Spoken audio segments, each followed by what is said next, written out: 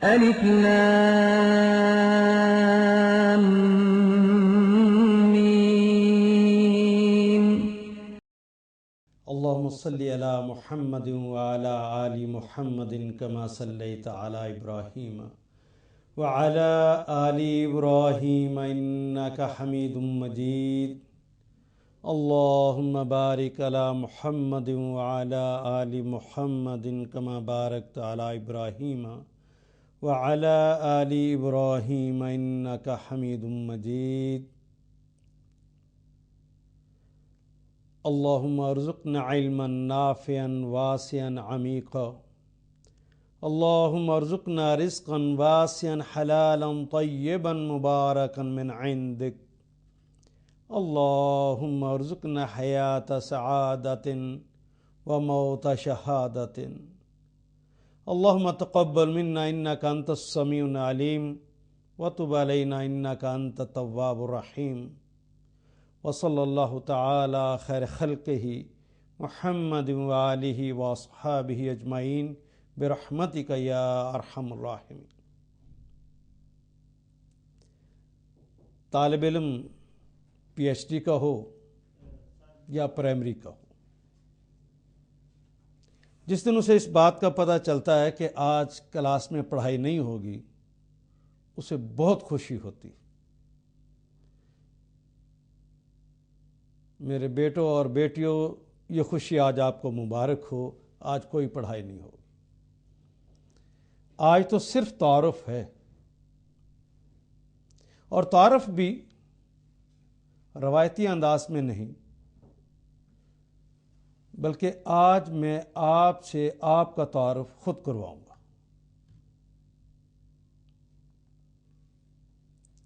آپ کے تعارف کا پہلا حصہ یہ ہے کہ آپ طالب علم ہیں. یقیناً زندگی کے مختلف گوشوں سے تعلق رکھنے والے لوگ آج یہاں میرے سامنے بیٹھے ہیں.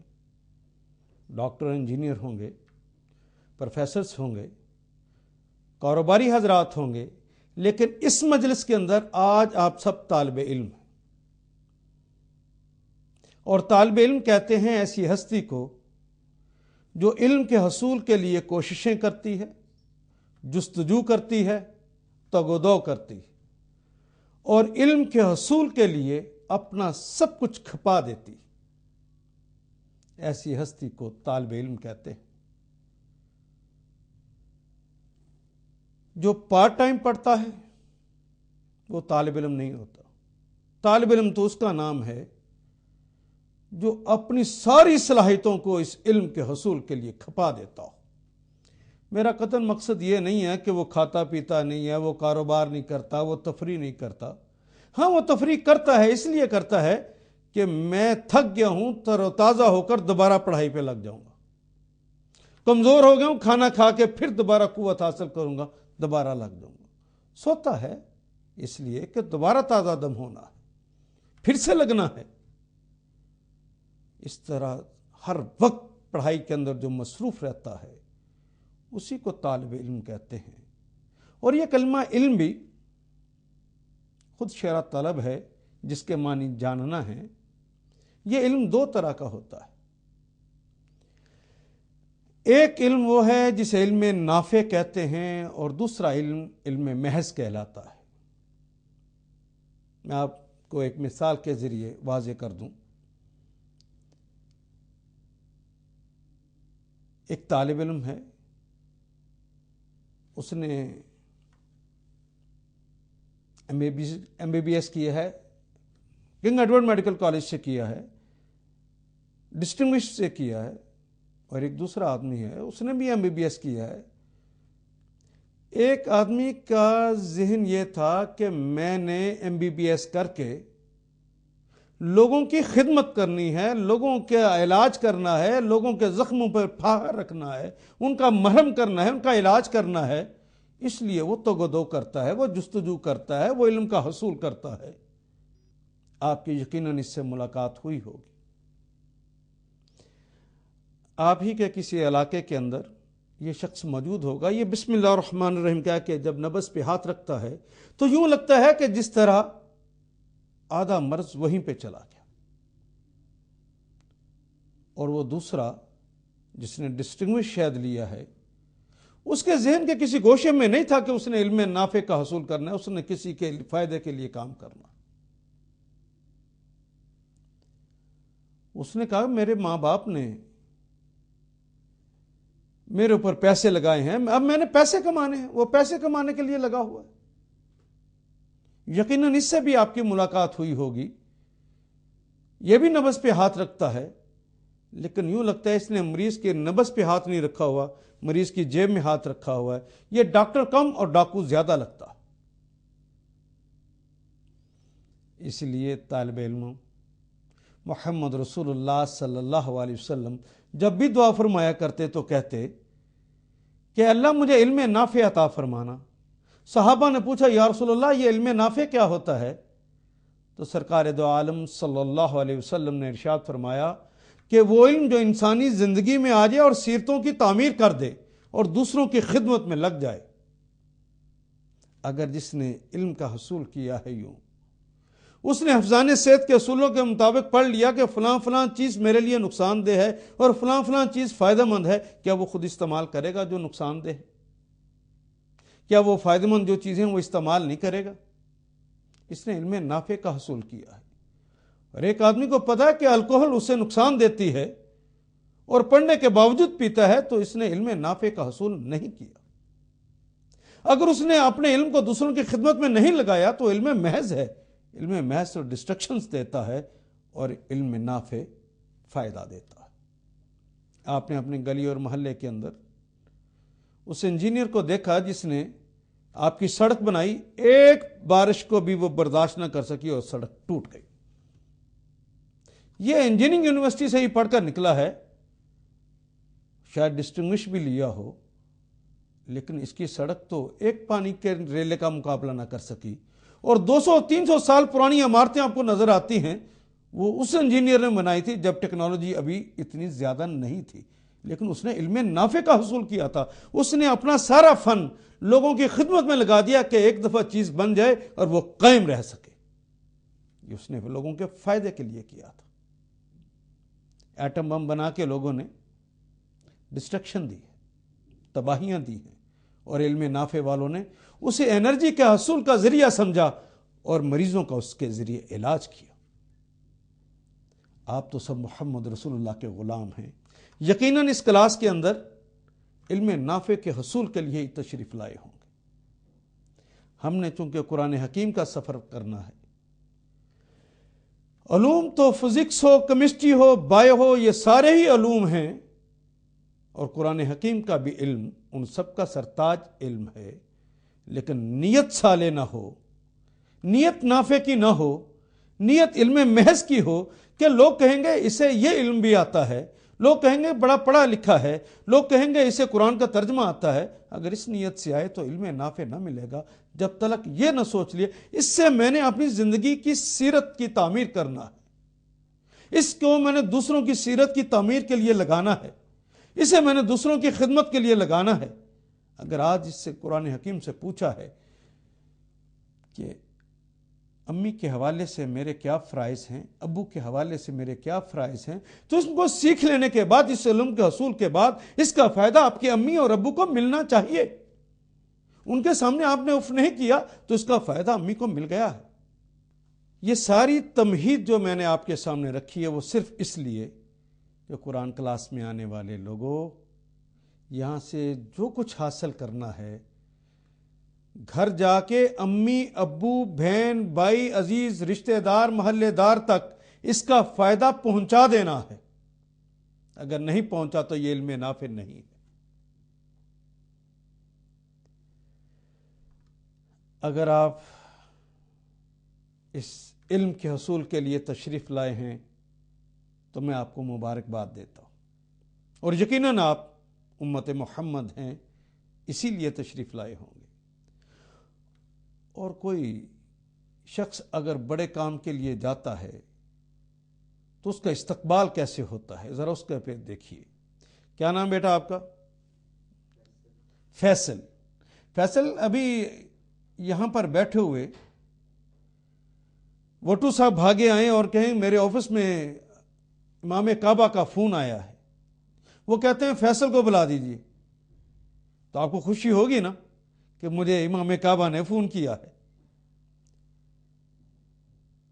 اور امام کعبہ آپ بھاگے جائیں سننے کے لیے تو امام کعبہ آپ سے فرمائیں کہ بیٹا یہ میرا ایک ضروری کام ہے، اسے کر کے کل مجھے اس کی رپورٹ کرنا، تو کیا کریں گے؟ آپ کام میں لگ جائیں گے، دل لگا کے کام کریں گے، اور اگلے دن اس کی رپورٹ کرنا ہے، اس حوالے سے آپ اچھی رپورٹ تیار کر کے ان کو پیش کریں گے۔ یہ رپورٹ پیش کرنے کے بعد جس کو پتا ہے اس کو تو پتا ہے، لیکن جس کو نہیں بھی پتا فیصل صاحب بھاگے جائیں گے، لوگوں کو بتاتے پھریں گے، جناب میں کل کلاس میں بیٹھا ہوا تھا اور وٹو صاحب نے مجھے بتایا کہ میرا ٹیلی فون آیا ہے امام کعبہ کا، انہوں نے مجھے ایک کام کہا، میں نے پھر وہ بھاگ بھاگ کے کام کیا اور کام کر کے میں نے دے دیا۔ کیا بتانا چاہتے ہیں لوگوں کو؟ خوشی ہوئی ہے نا، اس خوشی کا اظہار کر رہے ہیں نا، لوگوں بتانا جا رہے ہیں لوگوں میں عام آدمی نہیں ہوں، میرے تو امام کعبہ سے ڈائریکٹ تعلقات ہیں، اور صرف اتنا ہی نہیں، ان کے جاننے والے اور بھی ہیں، انہیں میری ذات پہ اعتماد ہے، اس لیے یہ کام انہوں نے مجھے کہا ہے اور میں نے کر کے ان کو دے بھی دیا ہے۔ خوشی سے بتاتے پھریں گے۔ میرے بیٹوں اور بیٹیوں، آپ جو سب لوگ یہاں تشریف لائے ہیں، آپ کسی امام کعبہ کے کہنے پہ نہیں آئے ہوئے، آپ کو امام المرسلین نے بھیجا ہے یہ بات کہہ کے کہ طلب العلم فریضۃ لکل مسلم و مسلمہ، ہر مسلمان مرد و زن پر علم کا حصول فرض ہے۔ آپ کس کے کہنے پر آئے ہیں یہاں پر؟ محمد رسول اللہ کے، امام کعبہ کے نہیں، امام المرسلین کے کہنے پر آئے ہوئے ہیں۔ اور امام المرسلین اگر آپ کو کوئی کام کہہ رہے ہیں تو آپ کی خوش قسمتی، آپ بھاگ بھاگ کر کام کیجئے اور اس کو سیکھیے، دل لگا کر اس کو سیکھیے، اس کام کو کیجئے کہ انہوں نے کہا ہے۔ اور کوئی آدمی یہ سمجھے کہ اس مجلس میں آج میں خود ہی آ گیا ہوں، نہیں، خود کوئی نہیں آیا۔ یہ ٹھیک ہے کہ بینرز بھی پڑھے آپ لوگوں نے، ایڈورٹائزمنٹ بھی سنی آپ نے، اس کی بنیاد پر آپ کہتے آئے، تو یہ تو ہزاروں اور لاکھوں لوگوں نے سنی تھی، لیکن آئے تو آپ حضرات ہیں، بستیوں سے چن چن کر میرے اللہ نے آپ کو بھیجا۔ آپ عام لوگ نہیں ہیں، اللہ کا انتخاب ہیں، اور محمد رسول اللہ کے بھیجے ہوئے ہیں۔ اپنی قسمت پہ جتنا ہو سکتا ہے آج ناز کیجیے، آپ عام لوگ نہیں۔ آپ کا مقام یہ ہے کہ آپ طالب علم ہیں اور چنے ہوئے بھیجے ہوئے محمد رسول اللہ صلی اللہ علیہ وسلم کے اور چنے ہوئے میرے اللہ کے، آپ منتخب افراد ہیں۔ اور اللہ جب کسی کو منتخب کرتے ہیں تو اس کے پیچھے کوئی مقصد ہوتا ہے، ایسے نہیں کرتے۔ اس دنیا کا نظام چلانا ہے، اس دنیا کا نظام چلانے کے لیے کسان بھی چاہیے جو سبزیاں اگائے گا، صنعت کار بھی چاہیے جو صنعتیں لگائے گا، استاد بھی چاہیے جو پڑھائے گا، اور قرآن کا علم والا بھی چاہیے جو دنیا کو سنوارے اور بنائے اور لوگوں کو نفع کا علم دے۔ ایسے لوگ بھی چاہیے۔ اس علم کے ذریعے کل بھی اللہ جل شانہ نے لوگوں کو پوری دنیا کا اقتدار نصیب کر دیا تھا، اللہ آج بھی مسلمانوں کو فضلناکم علی العالمین کہہ کر یہ اقتدار پھر دینا چاہتے ہیں، جس کو آج کی زبان میں کہوں ورلڈ آرڈر پھر ملنے والا ہے۔ وہ اس لیے آپ کو بھیجا ہے، یہ بہت بڑا مقصد ہے، آپ اس کے لیے آئے ہیں، یہ اس کی تیاری ہو رہی ہے۔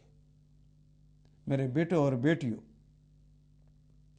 جب کوئی آدمی کسی بڑے کا بھیجا ہوا جاتا ہے تو اس کا استقبال بھی ویسے ہوتا ہے۔ آئیے دیکھیے کہ آپ کا استقبال کیسے ہوا، جب آپ تشریف لائے تو آپ کا استقبال یہاں کیسے ہوا۔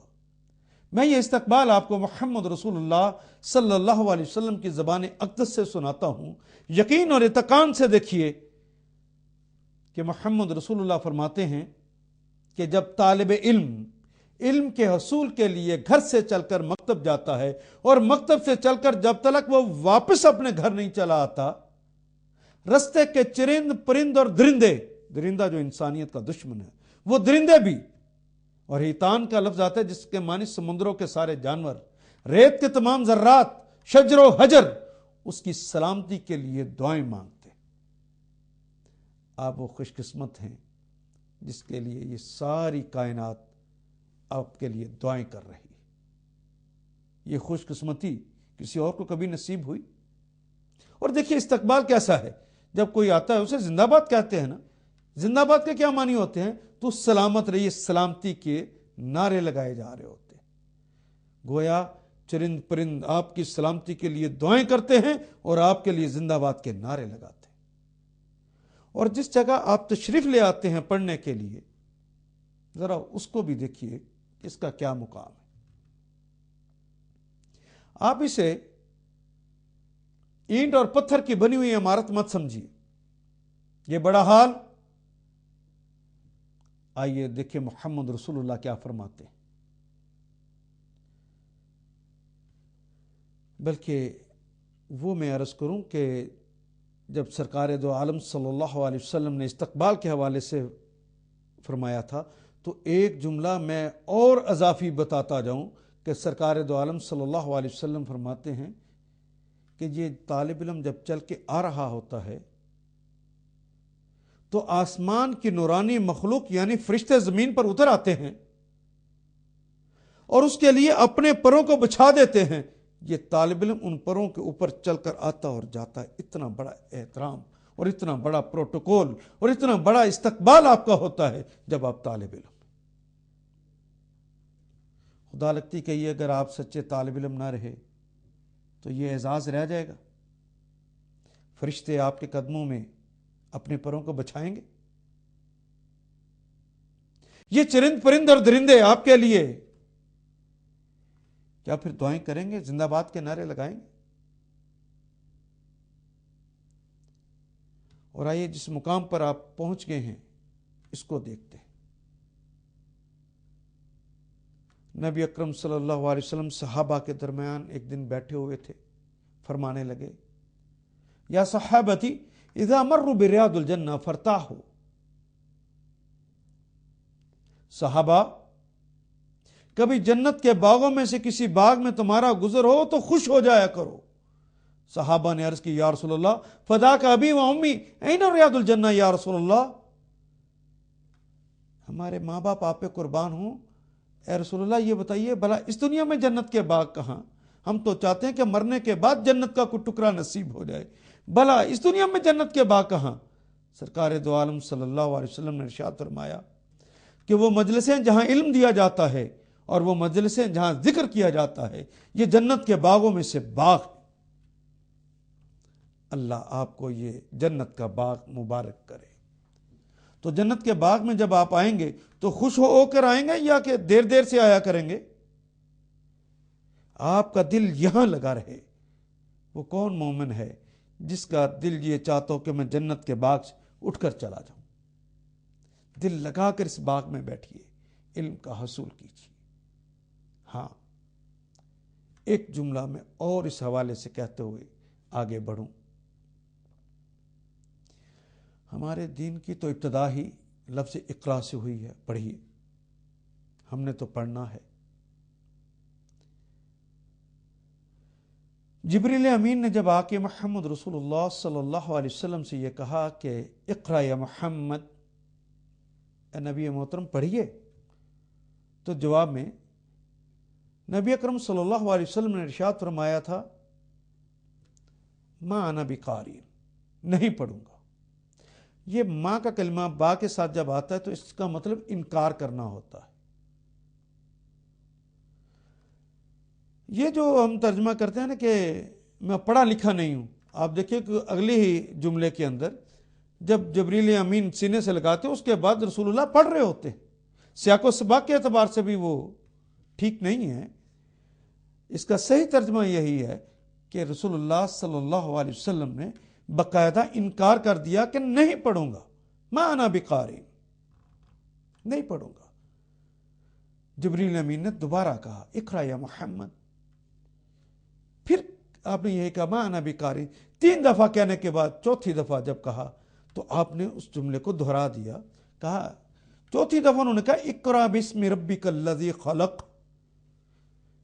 ان کے نام سے پڑھیے جنہوں نے آپ کو پیدا کیا ہے. تو کہا ہاں اب پڑھ لیتا ہوں, اور اس جملے کو آپ نے دہرا دیا. یہ ہمارے لیے سبق تھا کہ کہنے والا کوئی بھی ہو, اگر وہ کہے کہ میں یہ کہتا ہوں تو اس کو کہے ہم تیری بات سننے نہیں آئے, ہمیں تو بتا کہ ہمارے اللہ کیا کہتے ہیں. اور محمد رسول اللہ چونکہ وہی بات کہتے ہیں جو اللہ کہتے ہیں, اس لیے جو رسول اللہ نے کہا ہے ہمیں وہ بات سنا, ہم تیری باتیں سننے نہیں آئے. تو اس کلاس کے آغاز میں میں آپ سے یہ عرض کروں کہ اگر میرے منہ سے بھی یہ جملہ کبھی نکلے کہ میں کہتا ہوں تو اس کو مت مانیے. اور جب میں یہ عرض کروں کہ میرے اللہ یہ فرماتے ہیں, میرے رسول یہ فرماتے ہیں, یہ علم نافع ہے, لوگوں دامن میں سمیٹ کر لے جانا اور اسے علم نافع بنانا اور اس کی خوشبو کو بکھیر دینا.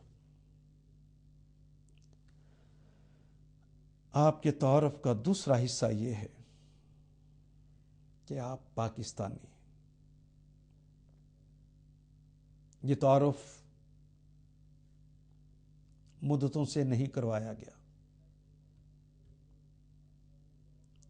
بعض لوگوں نے بڑے خلوص سے نہیں کروایا, کیونکہ جب پاکستان بنا تھا یہ نیشنلزم کا زمانہ تھا, لوگ وطن پرستی کرتے تھے. ڈر گئے لوگ کہ کہیں خدا پرستی کی بجائے یہ وطن پرستی نہ شروع کر دیں.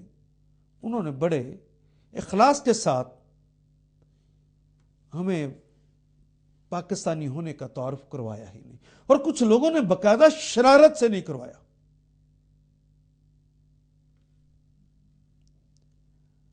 جس کی وجہ سے آج ہم پاکستانی نہیں رہ گئے. ہم ڈاکٹر ہیں, ہم انجینئر ہیں, ہم پروفیسر ہیں,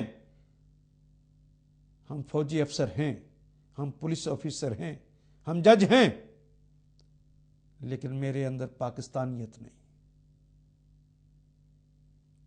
میں اپنے وقت کو بچانے کے لیے مختصر انداز میں آپ کو تعارف کراتا ہوں کہ آپ پاکستانی.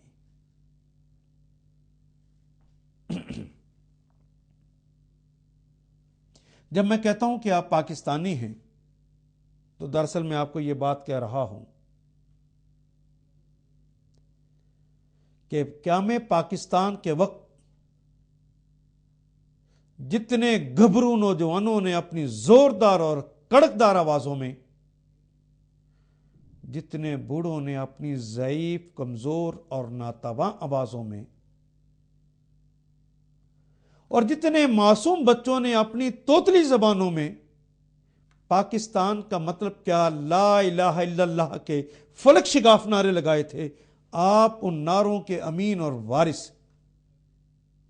آپ عام لوگ نہیں. ان کے خوابوں کو ابھی تعبیر نہیں ملی, یہ تعبیر دینا آپ کا کام ہے. آپ عام لوگ نہیں, یہ آپ کے ذمے ہے. پاکستان کا مطلب کیا, لا الہ الا اللہ, تشنا کام. جب میں کہتا ہوں کہ آپ پاکستانی ہیں تو دراصل میں آپ کو یہ بات یاد دلا رہا ہوں کہ قیام پاکستان کے وقت جتنے کھلیانوں کو جلا دیا گیا تھا, جتنے تجارتی مراکز کو لوٹ لیا گیا تھا, جتنے گھروں کو نذر آتش کر دیا گیا تھا, اور جتنی املاک کو لوٹا گیا تھا, اس سارے مالی خسارے کے آپ امین اور وارث ہیں. آپ عام لوگ نہیں.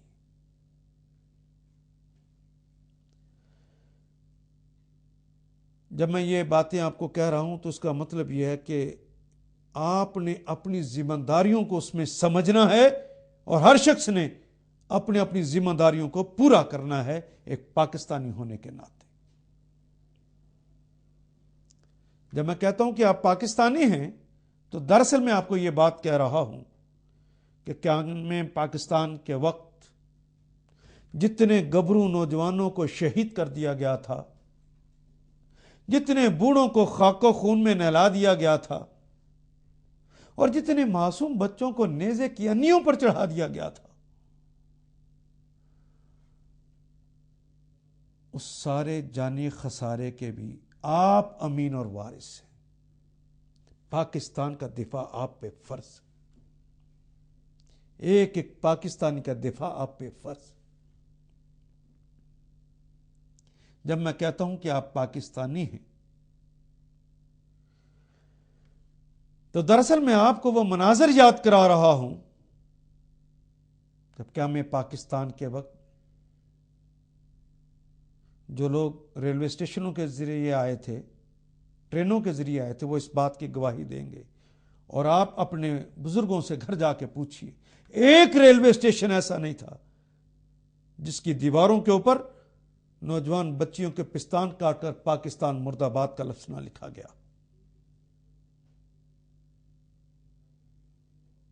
جب میں کہتا ہوں کہ آپ پاکستانی ہیں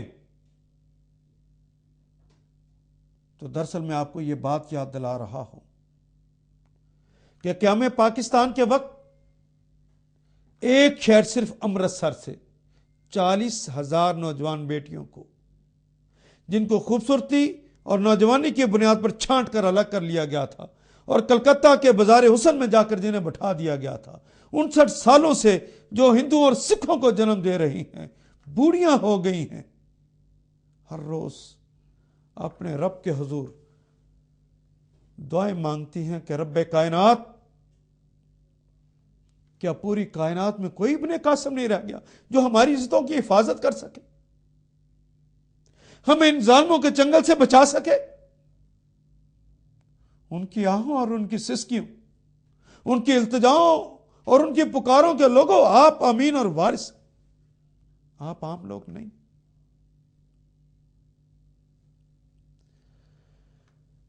مجھے اس لمحے ایک بابا جی کو بھی یاد کرنا ہے۔ بابا جی پیدل قافلوں کے ساتھ ہجرت کر رہے تھے پاکستان کی طرف، رستے میں ہندوؤں اور سکھوں کے حملے ہوتے، شہیدوں، بیواؤں اور یتیموں کی تعداد میں اضافہ ہو جاتا اور قافلہ چھوٹا ہو جاتا۔ جب حملہ ہوتا تو بابا جی دعا کے لیے ہاتھ اٹھا دیتے اور کہتے کہ رب کائنات، تو جانتا کہ زندگی کی کوئی چاشنی باقی نہیں رہ گئی، بیوی شہید، بچے شہید، گھر لٹ گیا، اب کوئی چاشنی نہیں رہ گئی، لیکن تجھ سے میں زندگی کی بھیک مانگتا ہوں، ذرا اس پاکستان پہنچ لینے دینا مجھے جس کے بارے میں قائد اعظم نے کہا ہے کہ اسلامی فلاحی مملکت بننے والی ہے، جہاں سب لوگ آزاد ہوں گے، کوئی کسی کا استحصال نہ کرے گا، کوئی کسی کو لوٹے گا نہیں، کوئی کسی سے زیادتی نہ کرے گا۔ یا اللہ، آزادی کی ایک سانس تو لے لینے دینا، مجھے اس ملک تو پہنچ لینے دینا۔ حملہ ہوتا تو بابا جی پھر دعا کے لیے ہاتھ اٹھا دیتے، رب ذوالجلال والاکرام، میں تجھ سے زندگی کی بھیک مانگتا ہوں، بس اتنے لمحوں کے لیے کہ اس مملکت میں مجھے ذرا جا لینے دینا جس کے بارے میں نواب بہادر یار جنگ نے ہمارے محلے میں تقریر کرتے ہوئے یہ کہا تھا کہ مدینہ منورہ کے بعد پہلی اسلامی مملکت بننے والی ہے۔ یا اللہ، اس پہلی اسلامی مملکت کے اندر ایک سانس تو لے لوں جس کے اندر کہا گیا تھا کہ اذانیں ہو جائیں گی تو لوگ اپنی دکانوں کو کھلا چھوڑ کر چلے جائیں گے اور لوٹ کا کوئی ڈر نہ ہوگا۔ ایسا خوبصورت پاکستان۔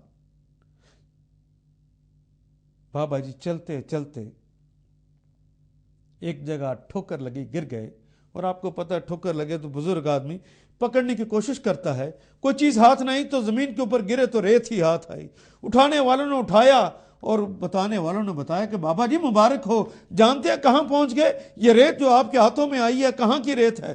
پوچھا کہاں کی ریت، کہاں پہنچ گئے؟ کہا مبارک ہو، ہم لاہور پہنچ گئے، یہ راوی کی ریت ہے۔ بابا جی نے اپنی مٹھیاں کھولیں، ریت کو چوما اور جان جانا ہے افریقہ کے سپرد کر دی۔ میں اللہ کا لاکھ لاکھ شکر ادا کرتا ہوں۔ بابا جی اس دن فوت ہو گئے، وہ شہید ہو گئے۔ مجھ بدقسمت کی طرح زندہ ہوتے تو دیکھتے کیا خواب سجا کر آئے تھے کہ وہ پاکستان جہاں ان کا خیال تھا کہ امان مل جائے گی، کوئی استحصال نہ ہوگا، وہاں چودھری وڈیرے اور خاقان اس کا استحصال کرتے۔ وہ انہوں نے خاک اور خون کا وہ دریا عبور کیا تھا، انہوں نے لوگوں کو کٹتے اپنی آنکھوں سے دیکھا تھا، لیکن وہ مارنے والے تو ہندو اور سکھ تھے۔ وہ تو لاہور کی گلیوں کے اندر دیکھتے ہیں کہ مسلمان کا گلا کاٹتا، اپنوں سے اپنائیت کی بجائے بیگانوں سے اپنائیت کا اظہار کرتا ہے، دوسروں کا کہنے پر اپنوں کو قتل کرتا ہے۔ انہوں نے عزتوں کو لوٹتے دیکھا تھا وہاں پہ، لیکن وہ عزتیں لوٹنے والے ہندو اور سکھ تھے۔ بابا جی کا کلیجہ پھٹ نہ جائے کہ وہ لاہور کے اندر دیکھیں کہ مومنا کی عزت کو لوٹنے والا کلمہ گو مسلمان ہی۔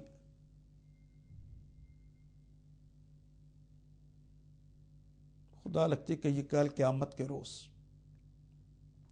حشر کے میدان میں اللہ جل شانہ فیصلے فرمانے لگیں۔ دور سے ایک نوجوان بیٹی بھاگی ہوئی آئے اور عرض کرے کہ بار الہ ضرور فیصلے فرمائیے، لیکن میری بپتا تو سن لیجیے۔ اذن ملنے پر وہ عرض کرے کہ بار الہ جب پاکستان بنا تھا میرے سامنے میرے گھبرو بھائیوں کو شہید کر دیا گیا، میں خاموش نہیں۔ میرے امی ابو میرے سامنے خاک کے اندر تڑپتے رہ گئے۔ رب ذوالجلال والاکرام، میں بولی تک نہیں۔ میرے محبوب شوہر کے میرے سامنے ٹکڑے ٹکڑے کر دیے گئے، میں نے اپنے ہونٹوں کو سی لیا تھا۔ میری گود میں میرے محبوب شوہر کی نشانی معصوم بچہ تھا۔ سکھوں کا جتھا آیا، اس نے اسے فضا میں لہرا دیا۔ جب وہ نیچے آ رہا تو اس کے نیچے نیزے کی انیاں کر دیں۔ جب نیزے کی انیاں کے اندر وہ پرویا جا رہا تھا، اس نے میری طرف دیکھ کر اماں اماں پکارا۔ میں نے سینے پر پتھر رکھ لیے۔ میں نے اسے پاکستان کی قیمت جانا تھا۔ کل کائنات میرے پاس میری عزت رہ گئی، سکھوں نے اسے بھی لوٹ لیا۔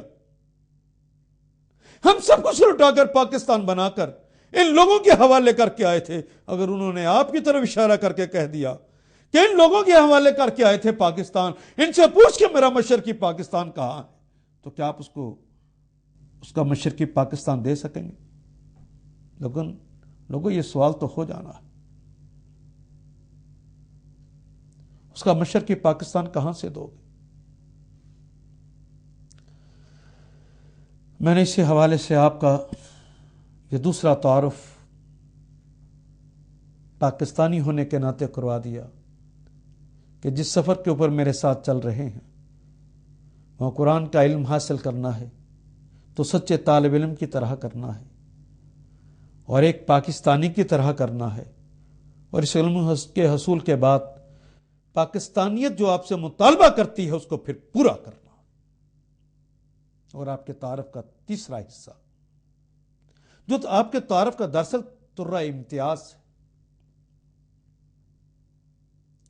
پہلے دو تعارف بھی جس کی بنیاد پر ہیں وہ آپ کا یہ تیسرا تعارف ہے کہ آپ مسلمان ہیں۔ آپ کہیں گے کہ یقیناً میں مسلمان ہوں، لیکن جو تعارف میں آپ سے کروا رہا ہوں وہ یہ ہے۔ بہت ہی مختصر انداز میں اگر یہ تعارف کرواؤں تو میرے بیٹے اور بیٹیوں، محمد رسول اللہ صلی اللہ علیہ وسلم کو جو اس دنیا میں بھیجا گیا تھا اس کا مقصد جو بتایا گیا ہے وہ یہ ہے، هو الذی ارسل رسولہ بالہدی ودین الحق۔ وہ اللہ جس نے اپنے رسول کو بھیجا ہے دین حق کے ساتھ، لیظہرہ علی الدین کلہ، اسے تمام ادیان پر غالب کر دے۔ زندگی گزارنے کے تمام طریقوں کے اوپر اس طریقے کو غالب کر دے، اس لیے بھیجا تھا۔ اور محمد رسول اللہ صلی اللہ علیہ وسلم نے اگر فاران کی چوٹی پہ کھڑے ہو کر آواز دی ہے، اگر آپ نے آکاش کے میلوں میں جا کے آوازیں دی ہیں، لوگوں کو پکارا اور بلایا ہے، گھر گھر جا کے دروازوں پہ دستک دی ہے اور دلوں پر دستک دی ہے، میلے اور ٹھیلوں میں جا کر اور حج پہ آنے والے لوگوں کے ساتھ گفتگویں کر کر کے، اور لوگوں نے نہیں مانا تو طائف کی وادی میں جا کے جو سر کا خون پاؤں تک پہنچوایا ہے، صرف اس مقصد کے لیے کہ اللہ کے دین کو غالب کرنا ہے، کوئی اور دین اس پہ غالب نہ ہو سکے، اس مشن کو پورا کرنا ہے۔ اور ذرا دیکھیے کہ کس بے بسی کے اندر اپنے رسول صلی اللہ علیہ وسلم کا ویژن دیکھیے کتنا زبردست ہے۔ بے بسیوں کا عالم یہ ہے کہ محمد رسول اللہ علیہ وسلم کو اور ان کے ساتھیوں کو کہا جا رہا ہے کہ ہجرت کر جائیے، لوگ ہجرت کر رہے ہیں، حالات اتنے خراب ہو گئے کہ خود محمد رسول اللہ کو حکم دے دیا گیا کہ آپ بھی ہجرت فرما جائیے۔ آپ ہجرت کر رہے ہیں تو آپ نے پڑھا ہے کہ ایک سوار آپ کے پیچھے جاتا ہے اور آپ کو پکڑنے کی کوشش کرتا ہے، لیکن اس کا گھوڑا زمین میں دھنس جاتا ہے، وہ پھر نکلتا ہے، پھر دھنستا ہے۔ وہ ایک لمبی بات، اس کو میں چھوڑتے ہوئے صرف آخری بات کہنے لگا ہوں۔ نبی اکرم صلی اللہ علیہ وسلم فرماتے ہیں کہ سراقہ تم میرے پیچھے آئے ہو، کیوں آئے ہو؟ کہنے لگے کہ آقا مجھے 100 سرخ اونٹ دینے کا فیصلہ کیا گیا تھا، جو آپ کو زندہ مردہ لے کر آئے اسے 100 سرخ اونٹ ملیں گے۔ 100 سرخ اونٹوں کے لیے فرمایا کیا عالم ہوگا جب تو کیسر اور کسرا کی کنگن پہنے گا۔ دیکھیے ان کو کتنا یقین ہے کہ اللہ کا دین غالب ہونے والا ہے، صرف اس دھرتی کے اوپر ہی نہیں، بڑی بڑی ریاستیں ڈھیر ہونے والی۔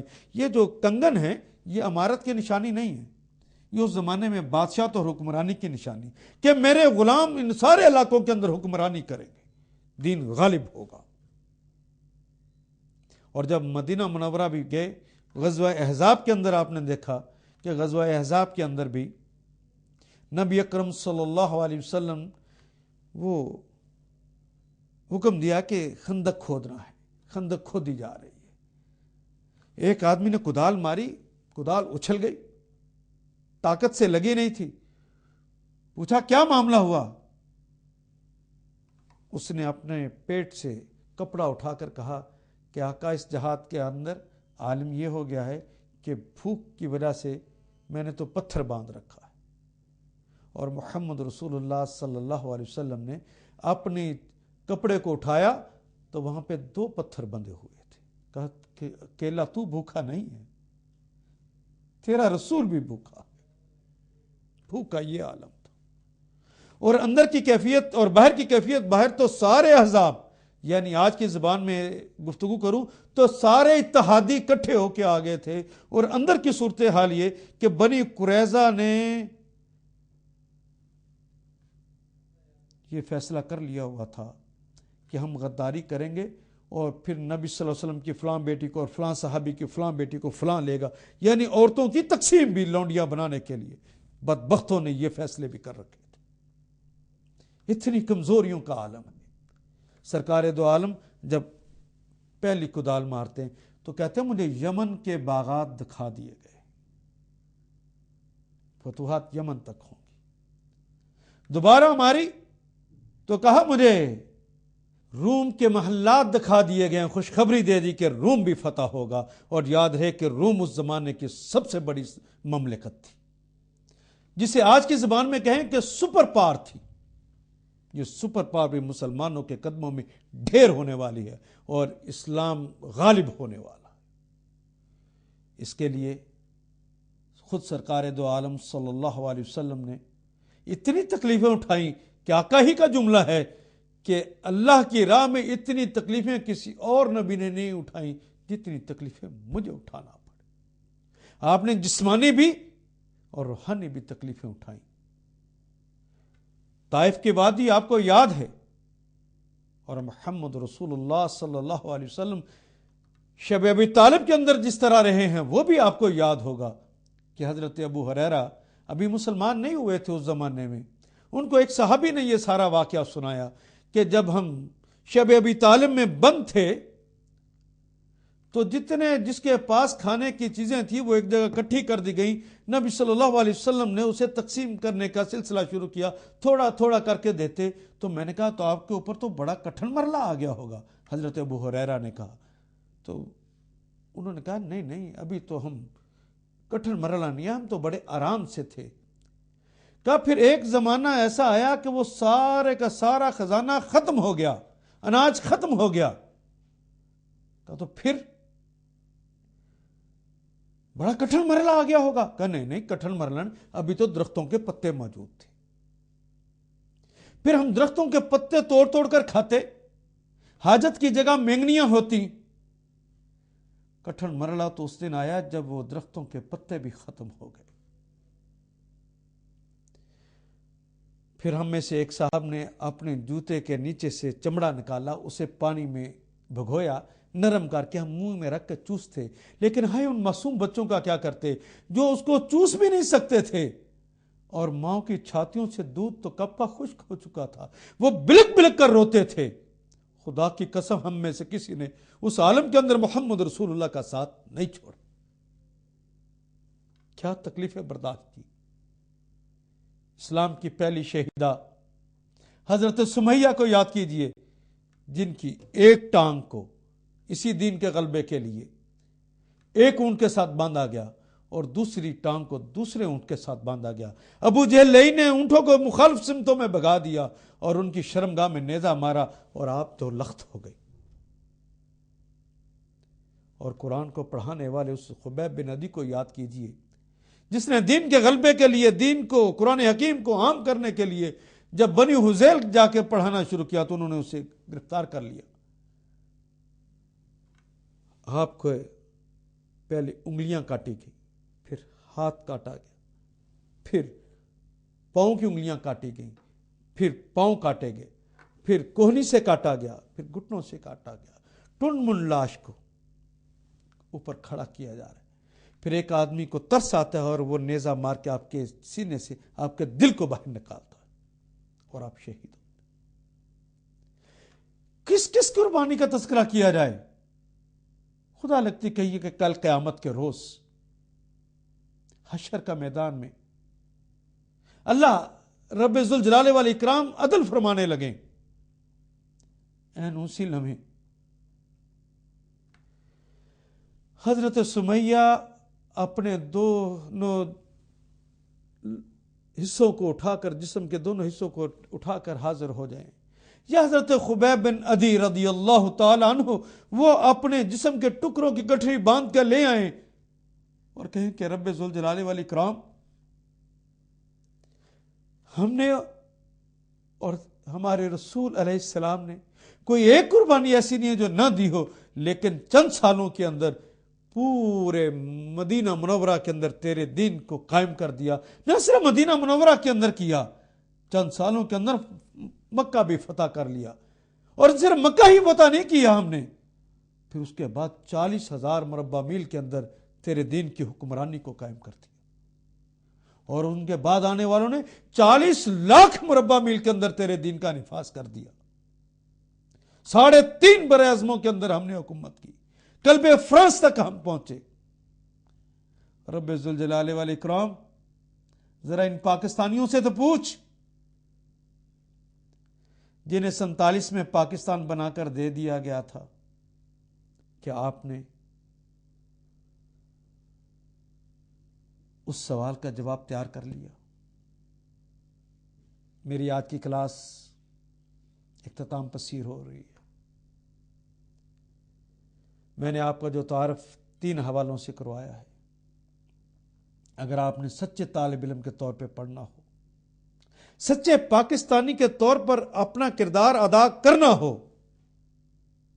اور سچے مسلمان کے طور پر کردار ادا کرنا ہو، تو کل میری کلاس میں تشریف لائیے، میں اس قرآن حکیم کو آپ کو پڑھاؤں گا انشاءاللہ، جس کے بعد دنیا کے اندر غلبہ نصیب ہوتا ہے۔ پہلے بھی اسی کی بنیاد پہ غلبہ نصیب ہوا تھا، آج بھی اسی کی بنیاد پر ہوگا۔ اور قرآن حکیم خود کہتا ہے جب قوم بسے پشت ڈال دیتی ہے قرآن حکیم کو تو اللہ بھی انہیں ذلت اور رسوائیوں کے حوالے کر دیتا ہے، کار مذلت میں گر جاتی ہے وہ قوم، اور اللہ اٹھاتا بھی تو اسی بنیاد پر ہے۔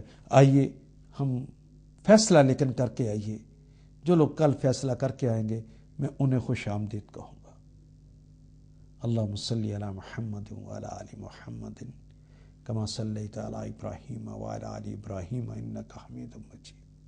اللہم بارک علی محمد وعلی آل محمد کما بارکت علی ابراہیم وعلی آل ابراہیم انک حمید مجید۔